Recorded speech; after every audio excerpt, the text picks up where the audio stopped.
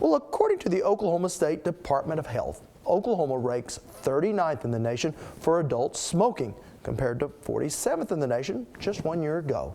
A drop that shows the percentage of adult smokers in the state decreasing from 26 to 23%. Good news that some believe can be attributed to electronic cigarettes.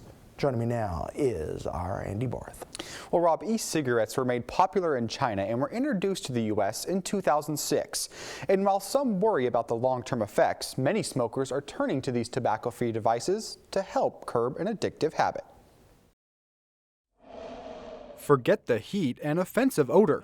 Electronic cigarettes are a booming trend that the manager of Vapor Kings, Joseph Richardson, says could be the end of the pack-a-day habit. I think people want to stop smoking or, find an alternative. Which couldn't be truer for Rhonda Hogsett. I have been diagnosed with cancer, and I've been a smoker for approximately 10 years. Just really started beginning to do the vapor. A new habit Hogsett plans to kick with time. My end goal is just going to be to wean myself off of it. And for her sister, Deanna Thomas, she too switched to e-cigarettes for health reasons. Okay. I have emphysema, for one, and my husband recorded me breathing one night, and when I heard it the next day, it kind of freaked me out. And after only days of using the e-cigarette, Thomas says her breathing improved. Yet she still shares her sister's final goal. I'm still getting the nicotine, but we're cutting down. I haven't smoked in 2.5 weeks. I haven't killed anybody. Currently, the FDA doesn't regulate e-cigarettes and puts them in the same category of regular cigarettes. But Richardson says there are benefits to inhaling the vapor. There's quite a few chemicals in a cigarette that we know is present in a cigarette that you don't want to inhale. And I think that all those things are driving the sales, driving the need to switch over.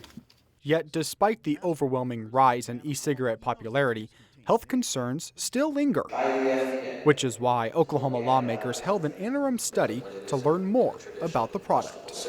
The first and foremost, don't ever smoke. Representative David Derby co-chaired the interim study and says there could be a positive side to e-cigarettes. If you are a smoker and want to do something different to your lifestyle and actually wean yourself down, then you have an opportunity to do that. Yet regardless of the potential benefits, Dr. Joel Nitskin says age restrictions should apply to e-cigarettes, just as they do to traditional cigarettes. Over the years, the same age restrictions should be across all nicotine delivery products, which is something Richardson is in favor of. At Vapor Kings, we have a policy of not selling to anyone under 18, and we card anybody that looks remotely 18. And for Thomas, inhaling the vapor is healthier than tobacco. It can't hurt.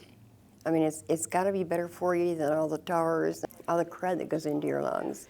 I think it's important for people to create a disconnect between this and smoking. In almost every aspect other than having nicotine in it, it is not like a cigarette. Now, there are 5 ingredients in an e-cigarette. Propylene glycol, which is used as a food preservative. The second is vegetable glycerin, used in pharmaceutical formulations. The third is U.S. food-grade flavoring. The fourth is distilled water, and of course there's nicotine. And while the actual devices are not FDA regulated, each of the ingredients is. So, Andy, while it appears that there could be some health benefits, what other reasons would someone want to switch to an e-cigarette?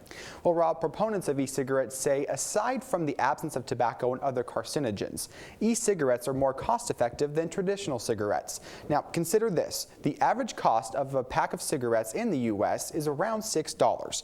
Now, if a smoker goes through a pack a day, the annual cost is about $2,100. Now, in comparison, if that same smoker switches to e-cigarettes for 1 year, they would only pay $846. So are e-cigarettes, are they allowed in non-smoking areas? Well, Rob, Governor Fallin banned the use of any nicotine product on state property, and Oklahoma State University prohibits them as well. Now, the University of Oklahoma allows them on campus as long as they're used outdoors. And other than that, it really depends on the establishment that you're in. All right, it will be interesting what the legislature decides. Thank you so much, Andy. You're welcome, Rob.